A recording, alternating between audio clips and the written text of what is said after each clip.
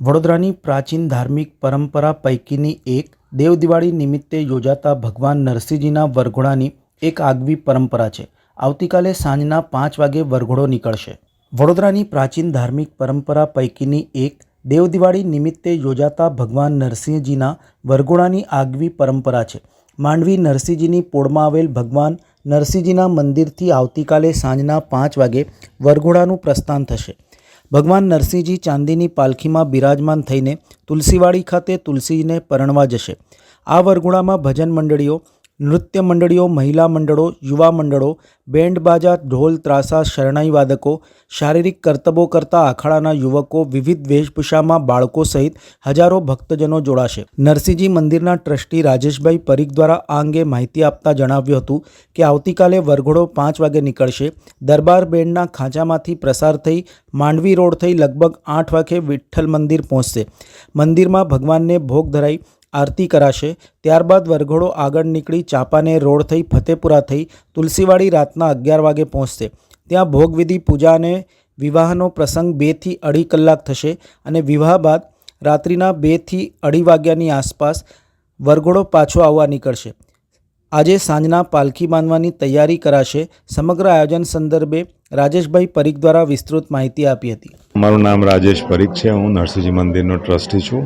આપને અહીં આવવા બદલ આભાર. અને તમારા થકી અમે મેસેજ પહોંચાડવા માંગીએ છીએ વડોદરા શહેરજનોને કે નરસિંહજી મંદિરનો વરઘોડો રાબેતા મુજબ પૂનમના દિવસે એટલે આવતીકાલે 15 નવેમ્બર તારીખે સાંજે 5 વાગે નરસિંહજીના મંદિરેથી નીકળશે. મંદિરેથી નીકળીને દરબાર બેન્ડના ખાંચામાંથી પસાર થઈ અને માંડવી રોડ પર થઈ અને લગભગ 8 વાગ્યાની આસપાસ વિઠ્ઠલ મંદિર પહોંચશે.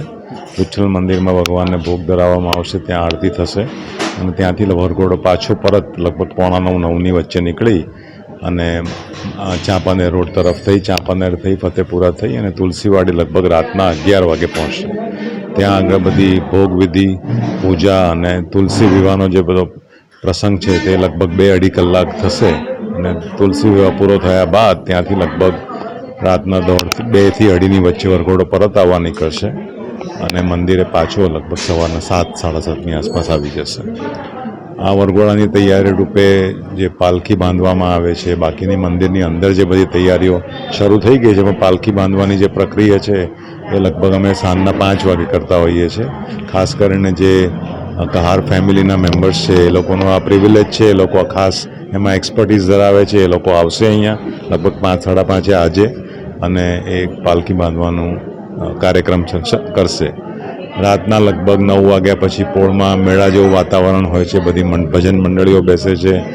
નાની મોટી રમકડા વગેરેની દુકાનો હોય છે. એટલે એ ટાઈમે 11-12 વાગ્યા સુધી વાતાવરણ મેળા જેવું હોય છે પોળની અંદર આજે રાતે. બાકી આપ સૌ સર્વજનોને આ પધારવા માટે વિનંતી છે અને પોલીસને તથા અમારા કાર્યકરોને સહકાર આપવા બદલ. સમાચારોના સતત અપડેટ મેળવવા માટે લોકમત ન્યૂઝને YouTube ઉપર સબસ્ક્રાઇબ કરો, બેલ આઇકોન દબાવો અને અમારી સાથે જોડાયેલ રહો ફેસબુક, ઇન્સ્ટાગ્રામ અને ટ્વિટર ઉપર.